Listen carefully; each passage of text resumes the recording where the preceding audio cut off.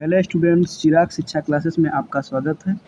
मैं उम्मीद करता हूं कि आपकी पढ़ाई अच्छे से चल रही होगी और आप अपने बोर्ड की परीक्षा की तैयारी भी अच्छे से कर रहे होंगे। आज हम स्टार्ट करेंगे स्टूडेंट्स चैप्टर लाइट। ठीक है, चैप्टर लाइट से रिलेटेड जो कुछ डिफिनीशन है उसको हम लोग आज पढ़ेंगे। ठीक है, प्रकाश, जैसे प्रकाश का परावर्तन तथा पूर्ण आंतरिक परावर्तन, जो कि बोर्ड की परीक्षा में हर साल इससे क्वेश्चन आते हैं। प्रकाश का परावर्तन तथा पूर्ण आंतरिक परावर्तन से। यदि स्टूडेंट आप इस टॉपिक को बहुत अच्छे तरीके से समझना चाहते हैं तो वीडियो को प्लीज़ स्किप न करें, अंत तक वीडियो देखें, तभी आपको अच्छे से समझ में आएगा और आप बोर्ड की परीक्षा में अच्छे से लिख पाएंगे और अच्छा नंबर पा सकते हैं इस प्रश्न का। Reflection of light and total internal reflection of light. तो पहला टॉपिक हमारा क्या होगा? प्रकाश का परावर्तन। ठीक है, रिफ्लेक्शन ऑफ लाइट।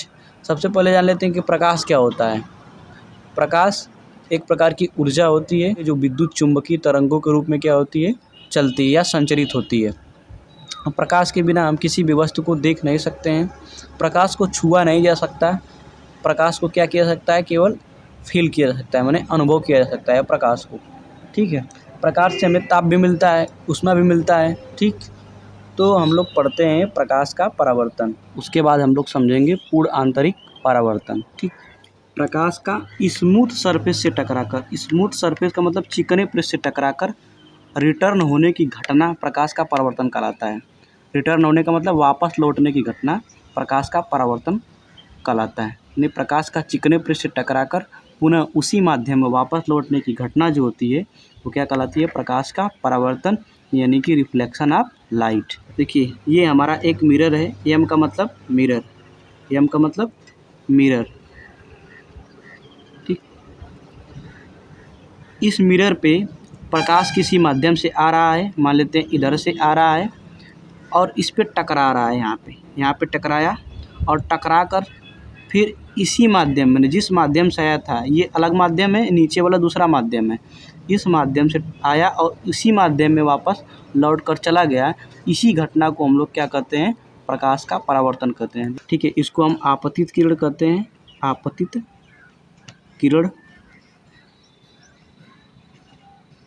ठीक है, या इंसिडेंट रेज भी बोला जाता है। तो इस किरण को क्या बोलेंगे हम? परावर्तित किरण, माने वापस लौटने वाली किरण, परावर्तित किरण, रिफ्लेक्टिव रेज जिसको बोलते। ठीक है, ये हमारा आपतन बिंदु होता है।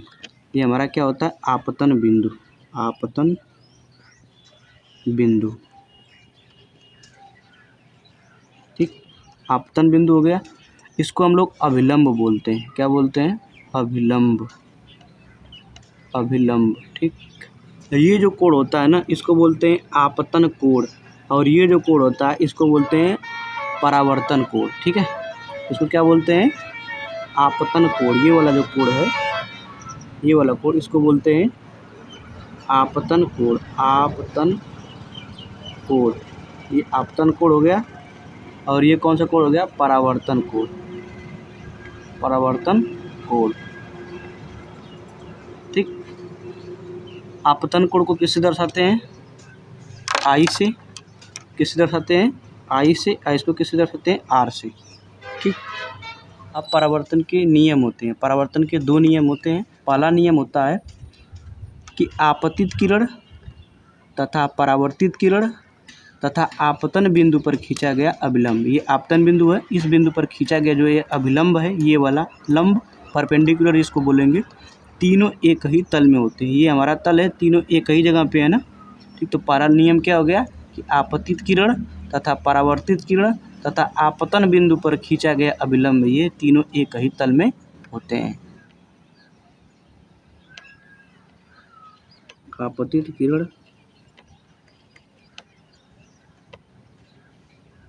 तथा परावर्तित किरण। ठीक, दूसरा नियम क्या होता है? दूसरा नियम होता है कि आपतन कोण आई तथा परावर्तन कोण, यानी कोण आर, कोण आई तथा कोण आर, आपतन कोण तथा परावर्तन कोण आपस में क्या होते हैं? बराबर होते हैं। ठीक, आपतन कोण, परावर्तन, यह कोण इस कोण के क्या होगा? बराबर होगा। हाँ तो स्टूडेंट, अब हम समझते हैं पूर्ण आंतरिक परावर्तन। पूर्ण आंतरिक परावर्तन, टोटल इंटरनल रिफ्लेक्शन। देखिए, पूर्ण आंतरिक परावर्तन क्या होता है ना, कि जब कोई प्रकाश की किरण सघन माध्यम से विरल माध्यम में जाती है, तब सघन माध्यम में उस किरण के आपतन कोण का मान क्रांतिक कोण से अधिक होने पर वह किरण परावर्तित होकर उसी माध्यम में वापस लौट जाती है। यह घटना TIR कहलाती है, यानी TIR का मतलब टोटल इंटरनल रिफ्लेक्शन कहलाती है। जब कोई प्रकाश की किरण सघन माध्यम से, ये हमारा कौन सा माध्यम हो गया, सघन, ठीक, और ये कौन सा माध्यम हो गया हमारा, विरल माध्यम, जिसे डेंसर मीडियम तथा रेयरर मीडियम बोला जाता है। रेयरर मीडियम बोला जाता है। ये कोई प्रकाश की किरण है जो सघन माध्यम से कहाँ जा रही है, विरल माध्यम की तरफ जा रही है। सघन माध्यम में उस किरण के आपतन कोण का मान, इसको हम लोग क्या बोलते हैं, आपतन कोण, एंगल ऑफ इंसिडेंट बोलते हैं। आपतन कोण का मान क्रांतिक कोण से अधिक हो जाता है। क्रांतिक कोण क्या होता है, कि जब कोई प्रकाश की किरण, ठीक है, सघन माध्यम से विरल माध्यम में जाती है, तो सघन माध्यम में आपतन कोण का मान जिसमें वह 90 अंश हो जाता है। माने इस आई का मान जो है ना, वो कितना डिग्री हो जाता है, 90 डिग्री हो जाता है। माने ये 90 डिग्री हो जाता है। जो ये कोण बन रहा है ना सी, इसी को हम लोग क्या कहते हैं, क्रांतिक कोण कहते हैं। ठीक, तो आपतन कोण का मान क्रांतिक कोण से क्या ज़्यादा हो जाता है, तो वह किरण ये परावर्तित हो जाती है, यानी यहाँ से आई और यहाँ से चली गई।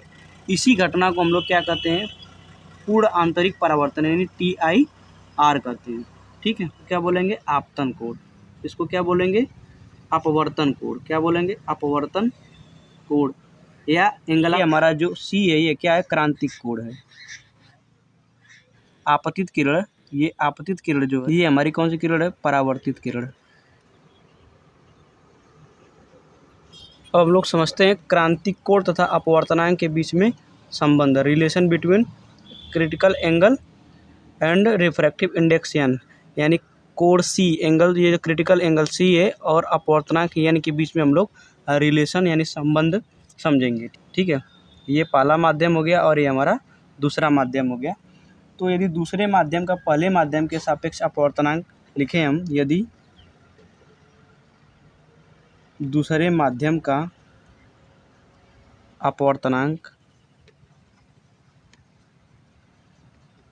अपवर्तनांक रिफ्रैक्टिव इंडेक्स, जिसे एन से रिप्रेजेंट करते हैं। ठीक है, तब स्नेल के नियमानुसार, ठीक है, स्नेल का नियम क्या था, 2n1 बराबर sin I upon sin R।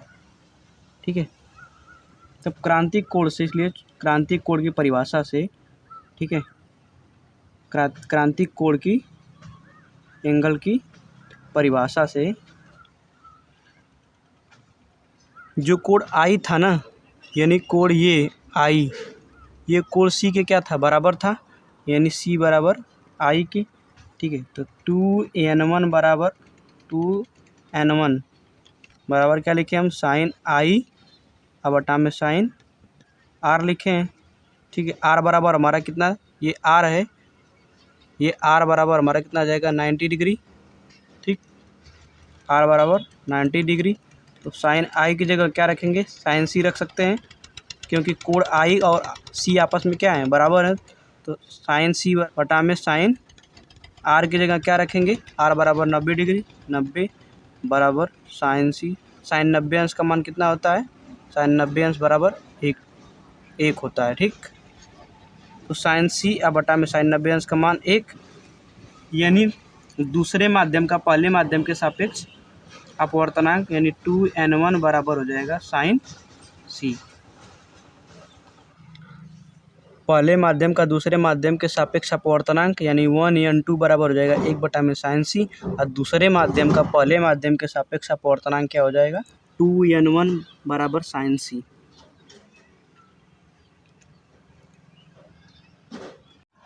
हाँ तो स्टूडेंट, मैं आशा करता हूँ कि आपको प्रकाश का परावर्तन तथा पूर्ण आंतरिक परावर्तन, क्रांतिक कोण समझ में आया होगा, और क्रांतिक कोण तथा अपवर्तनांक के बीच में जो रिलेशन है वो भी बहुत विधिवत तरीके से समझ में आया होगा। यदि स्टूडेंट आप हमारे चैनल पे नए हैं तो हमारे चैनल को सब्सक्राइब करें एंड बेल आइकन को प्रेस करना ना भूलें। तब तक के लिए धन्यवाद।